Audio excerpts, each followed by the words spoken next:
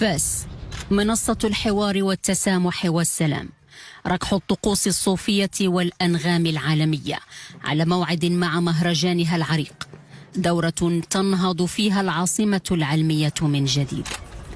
مساءات باب الماكينة كما لم ترى من قبل، حيث الجمال والجلال والحسن والبهاء جنبا لجنب. على مدى 9 أيام تستعد الأرواح مع أولى النغمات، تتهيأ لسفر عميق في عوالم السكينة، لمتابعة لوحات موسيقية تتمازج فيها الثقافات وتذوب الحدود. صاحبة السمو الملكي الأميرة الجليلة لاله حسناء تترأس حفل افتتاح الدورة 28 لمهرجان فاس للموسيقى العالمية العريقة، المنظم تحت الرعاية السامية لصاحب الجلالة الملك محمد السادس حفظه الله. سموها تابعت حفل الافتتاح الذي تضمن فقرات مستوحاة من جمال العالم وتعدد تعبيراته وجمالية إفريقيا بألوانها وطبوعها المبهرة، دعوة لإعادة التجديد الثقافي والروحي والفني الذي يعتبر المغرب نموذجا رائدا له.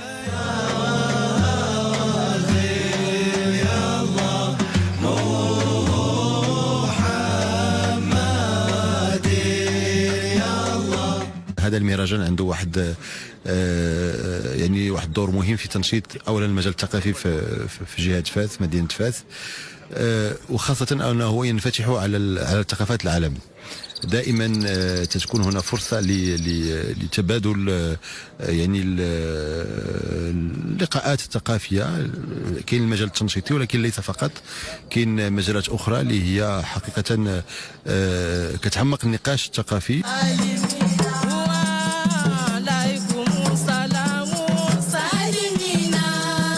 عرض عالمي مبهر يمنح الحضور ولادة جديدة. الانبعاثات، هنا يكمن سر التحول، الانتقال من العتمة إلى النور، من التيه إلى الخلاص، من الركام إلى البناء. هي ذلك الشعاع الذي يحمل الحضور من الطبيعة إلى المقدس.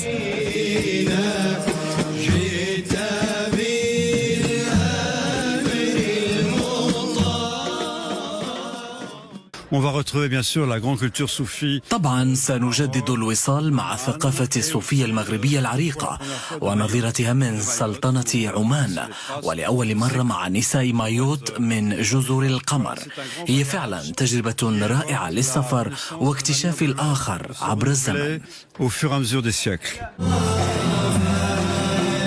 على الخشبة التقت أناشيد الصوفيين من سلطنة عمان والمغرب مع طبول السنغال وكوت ديفوار وبوروندي، بينما أضاءت الأهازيج الفضاء في تناغم فريد أدهش الحاضرين.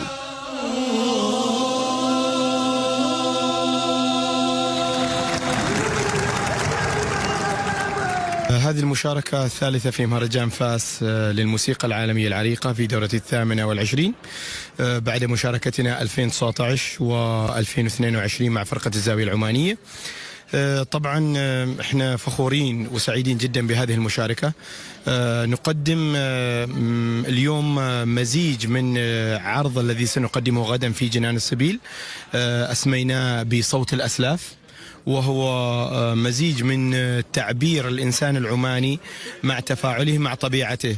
ما نقوم به في هذه الليلة المباركة هو السمو الروحي والخروج بالنفس والروح إلى عالم خارجي، عالم الروح، عالم الوجدان، عالم الصفاء، عالم النقاء، وهذا لا يكون إلا بالأنغام المتوارثة عن الأجداد. وتحتفي الدورة 28 من مهرجان فاس للموسيقى العالمية العريقة بإفريقيا، القارة التي يهتم شبابها بالحفاظ على تقاليدها العريقة والاحتفاء بها ونقل تراثها إلى الأجيال القادمة والمساهمة في نهضتها الثقافية. Je suis أنا سعيدة جدا بقضاء وقت ممتع هنا، والحضور في هذا المهرجان بالنسبة لي هو تلاقح بين الثقافات. سنكون سعداء جدا بالحضور مجددا في الدورة المقبلة.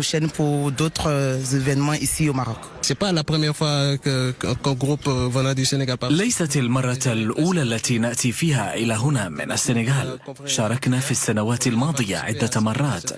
دورة هذه السنة متميزة كالعادة، سمتها التعدد والتنوع والتلاقح بين الثقافات.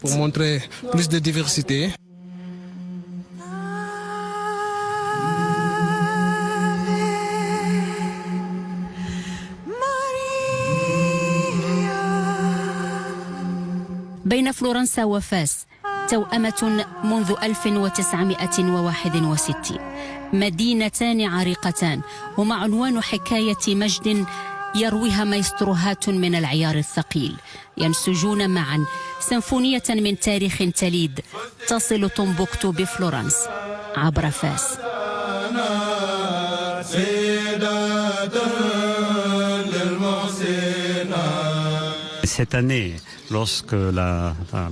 عندما اختارت إدارة مهرجان فاس للموسيقى العالمية العريقة موضوع انبعاثات لهذه الدورة، كانت موفقة جدا. ومع اختيار إيطاليا كضيف شرف في إطار التوأمة التاريخية بين مدينتي فلورنسا وفاس، أسعدنا كثيرا الحضور هنا والمشاركة ضمن فعاليات المهرجان. غادي تفضل صاحبة السمو الملكي الأميرة الجليلة لالا حسناء بتسليم الجوائز للمواهب الشابة. ولأن لكل مجتهد نصيب، صاحبة السمو الملكي الأميرة لالا حسناء أشرفت على تسليم جائزة المواهب الشابة روح فاس لخريجي المعهد الموسيقي بفاس المنظمة بشراكة مع مؤسسة روح فاس، ويتعلق الأمر بجوائز الكمان والقانون. أنا سعيد جدا بالتتويج اللي قدمته لنا لا برانسيس لالا حسناء بمناسبة مشاركة معهد